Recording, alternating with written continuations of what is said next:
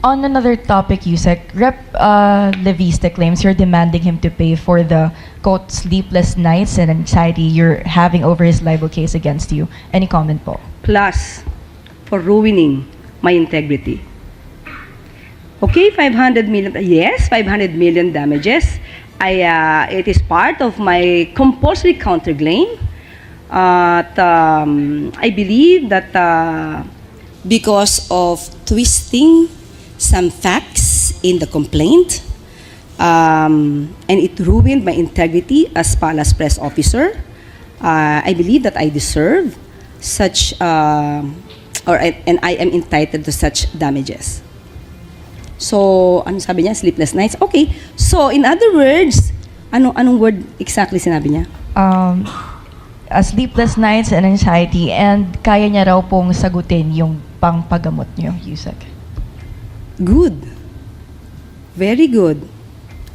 He admitted that he is causing me sleepless nights and anxiety. So, that will be part of the case. Sunod na tanong mula kay Tina Maralit ng Manila Times. Good morning, Yusek. Yusek, hingin ko lang po yung reaction nyo sa sinabi kamakailan ni Senator Amy Marcos. Pinapatamaan niya po si Presidente na puro daw acting secretary ang ina-appoint, hindi na daw po pinapadaan sa commission in appointments. Therefore, parang wala na daw pong silbi ang CA. Ano po ang komento niyo dito? Parang walang ano daw po? Parang wala na daw pong silbi ang CA dahil puro acting secretaries ang ina-appoint ng Presidente. Parang may nadinig pa po ako ibang word na ginamit niya. Modus operandi daw po. Okay. That's too harsh.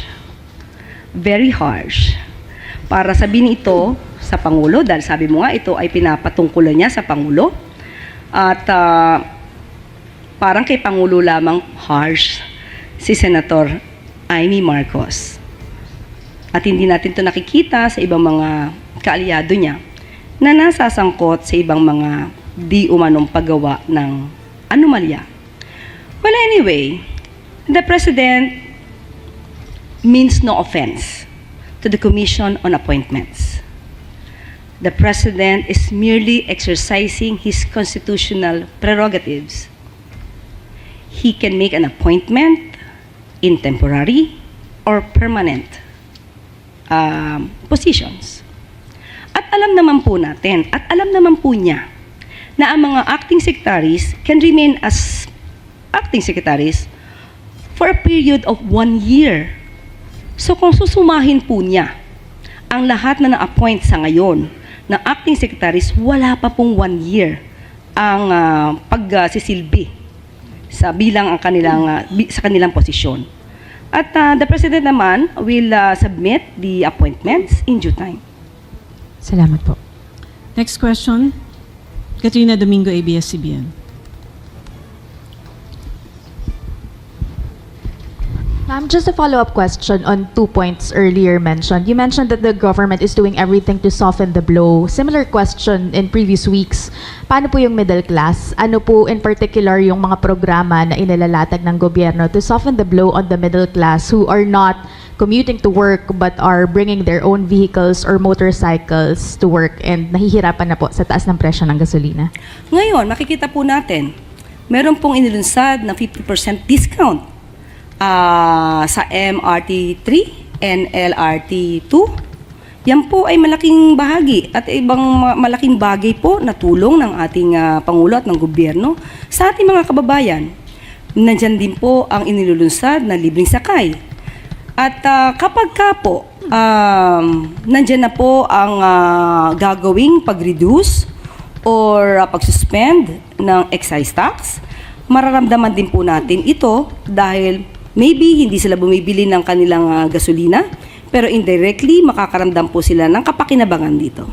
Ma'am, may we know the cause of the delay of the signing of the reduction of the excise tax? Is the President experiencing some kind of pushback, either from certain cabinet secretaries or certain sectors who would want to retain the VAT or the excise tax to keep afloat the government's coffers? No, this is the mere fact that the President wants it to be enforced immediately. The only reason that he could not do it because the bill has not been reached the President as of now. So there is no reason for him to sign. So after that, maybe after signing, he will immediately make an order either to reduce or to suspend the excise tax. So ang bottleneck, ma'am, if not po sa mismong Pangulo, na kanino po naaantala? Sino po yung cause of delay if not the President? I'm not so sure right now. I am not so sure right now. But this is the words, no, that came from the President. He wants this emergency power to be given to him in order to at least, no, lessen the impact of the crisis in the Middle East. Ma'am, last clarification. Balikan ko lang po yung anti-EPAL question earlier. Just a clarification, is the President exempted from the anti-EPAL provision in the General Appropriations Act of 2026? That is the event of the President. So he should at least show to the people that the government is running, the government is properly managed for the country and for the people. So dapat makita siya. Dapat nakikita ang Pangulo dahil ang pagpapakita ng Pangulo ay pagpapakita ng tiwala sa mga kababayan natin na kung anumang krisis meron tayo ay maaari natin itong malampasan. Salamat po. Next question, Tristan. Po mag-uumpisa na yung impeachment hearings kay Vice President Sara Duterte on March 25. But as early as last week, may mga nagsasabi na po na there's impeachment vote buying. May mga nagtatangka na rin pong gusto daw i-impeach si Vice President Duterte para malayo sa flood control scandal or para hindi sila madawit doon. Ano po ang pananaw ng palasyo sa ganitong mga pahayag na ini-impluwensyahan yung mangyayari sa impeachment? Sino nagsabi niyan? Isa po nagsabi, si Congressman Toby Chanco. Yes. Itong si Congressman Toby Tiangco, ang daming sinasabi, pero wala tayong nakikitang anumang ebidensya. Sinabi niya na 1,000,000% na papanagutin ng Vice Presidente ang mga corrupt or gumawa ng anomalya sa pondo ng bayan, especially the flood control projects. Kaya ang hamon natin mismo kay Congressman Toby Tiangco para mapatunayan niya to, hindi ba dapat kahit hindi pa presidente, ang Vice Presidente dapat nagtatrabaho na siya para mapanagot ang mga di umanong corrupt, lalong-lalo na doon sa mga ghost projects nung panahon ng kanyang ama. Madali naman niya malalaman kung sinong involved dito, tanungin lamang niya ang dating secretary ng DPWH na ngayon ay si Secretary or rather Senator Mark Villar. Hanggat hindi ito nagagawa, ang sabi nga natin, maaaring nanlilinlang lang si Secretary or rather Congressman Toby Chanco. So, sa ngayon pa lamang, hindi dapat niyang sirain ang anumang institusyon ng gobyerno, lalo na kung saan siya nakakasama or where he belongs, di ba? Sa institusyon where he belongs. Hindi dapat niyo sinisiraan, lalo na wala siyang ebidensya. Kawawa ang mga Pilipino sa mga taong puro fake news ang inihahatid sa atin. Katulad ng sinabi ng ating Pangulo sa kanyang mensahe, iwasan po nating magbigay ng fake news. At kasama na po kayo doon, Congressman Toby Chanco. Follow-up question mula kay Ivy Reyes, Bilyonaryo. Yusek, in response, Kong Toby Chanco said he does not know why you're so fixated with VP Sara, and also it's the reason why he filed a resolution to expedite the impeachment of VP Sara to answer the allegations that he's allied with the Vice President. Am I fixated? So tanong natin sa kanya yan, sino ba ang tinititigan niya? To, balik natin ang tanong kay Congressman Toby Tiangco. Sino po ba ang tinititigan niyo? Kasi marami naman po na nai-involve sa mga anomalya at sa korupsyon, pero nililihis nyo ang inyong mata. At mukhang iniligtas nyo pa at nilalagay nyo sa pedestal. Samantalang noon pa po, last year pa po, ito na i-issue, pero wala kayong anumang ingay patungkol dito. At sinasabi lamang niya, millions compared to billions. Ibig bang sabihin, kapag mas maliit ang halagang di umanong ninakaw, ay wag nang pansinin. Ganun po ba ang nais ni Congressman Toby Chanco? Hindi po yan nararapat.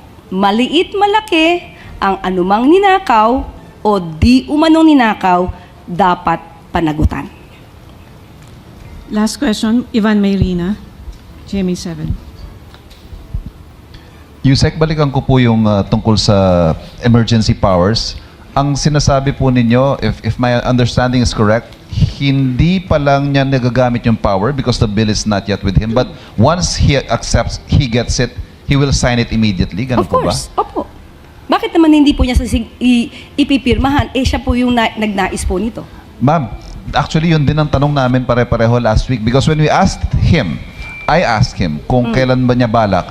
Ang sinasabi niya, it's a very complicated calculation and he is not going to rush into lowering or suspending excise taxes. Parang hindi ho yun nga po yung nakakapagtaka, sinertify niya as urgent, but he is not in a hurry to exercise the powers. Okay, magkaiba po yun.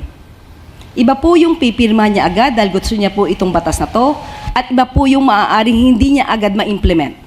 Dahil tandaan po natin, nasa batas, doon sa ginawa po na bill, na kailangan na yung price ay mag-reach ng $80 per barrel sa loob ng 30 days. So as of the time na binanggit nyo yan, wala pa po kasing 30 days. So at the time, mahirapan po siya talagang i-implement. Pero pag yan, pumasok na po, na naayos sa batas na 30 days, ay maaari na po itong magawa ng anumang order. At pag sinabi po kasi nating excise tax, ito naman po ay upon entry. So pag sinabi nating upon entry, wala po tayo, if ever, wala tayong maaangkat na langis, so hindi ma-exercise yung pag-reduce at pag-suspend ng excise tax. So ganun po yung ibig sabihin ng Pangulo. Last.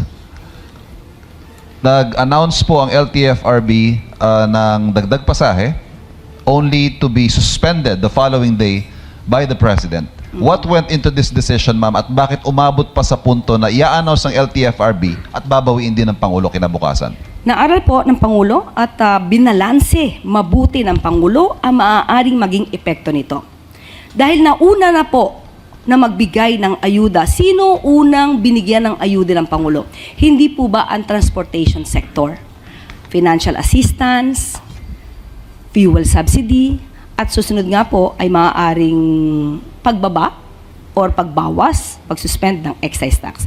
Nauna na pong tulungan ang transportation sector. So ngayon po, ang mga mananakay natin, wala naman po sila natatanggap na anumang fuel subsidy. So binabalanse lamang po ng Pangulo sa ngayon. Ito po naman ay sa ngayon lamang upang hindi rin mabigatan ang ating mga mananakay, ang mga commuter, na pare-pareho naman po nating nadadanasan kung anong epekto ng krisis dito sa Middle East. So yun lamang po at kailangan lamang po talagang balansehin ang pagtulong sa bawat Pilipino. Last question, Sam Medinilla. Kailan po namin? Bali hanggang kailan po yung suspension dun sa Fairheight for dun sa mga land PUVs? Sa ngayon, wala po tayong masasabi dahil aaralin pa po yan. Kapag ka po kinakailangan na po talaga na magtaas ng pamasahe at hindi masyado makakaapekto sa ating mga commuter at sa kabuuan ng ating mga kababayan, maaari naman po itong maging positibo dahil sabi nga po, especially bago po nangyari ito, hindi po ba nabanggit natin na patungkol po sa pagdagdag ng pamasahe sa mga jeepney drivers, yung dating binigay sa kanila na allowance ay sapat pa para sa paggastos or sa pagbili ng fuel at hindi sila malulugi. Nagkaroon lang po ngayon ng kakaibang sitwasyon. At ang dais nga po dapat unahin ay ang mga bus drivers, yung bus companies para po maakyat ang pamasahe. Ang dating hiling lamang po ng mga tsuper sa jeepney ay matulungan silang masolusyonan yung mga kolorum. Pero since na iba nga po ang sitwasyon, kailangan lang po talagang balansin ng Pangulo ang bawat kondisyon sa ngayon para kumbaga lahat po tayo ay makinabang, lahat po tayo ay maibsan ang nararanasan nating hirap or impact ng hindi natin ginustong sigalot sa Middle East. Clarify ko lang po. Bali, ang magdi-decide po kung mag-i-impose na ulit, no, ialisin na yung suspension, si President po ba or LTFRB na lang? Pag-uusapan po yan. Kasi kahit po desisyonan yan at sinabi po ng Pangulo na hindi ito makakabuti sa ating mga mamamayan, of course, makikinig naman po yung sinasabing ahensya. Ay, thank you po.